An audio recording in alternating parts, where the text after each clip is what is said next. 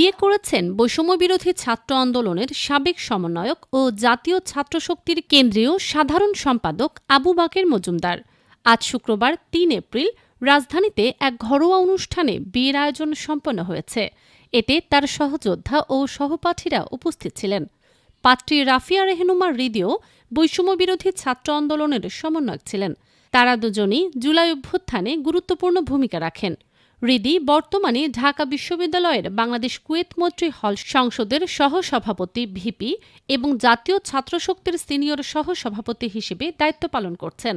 আবু বাকের মজুমদার ঢাকা বিশ্ববিদ্যালয়ের ভূতত্ত্ব বিভাগের ২০১৯-২০ শিক্ষাবর্ষের শিক্ষার্থী এবং বর্তমানে একই বিভাগে মাস্টার্সে অধ্যয়নরত রয়েছেন।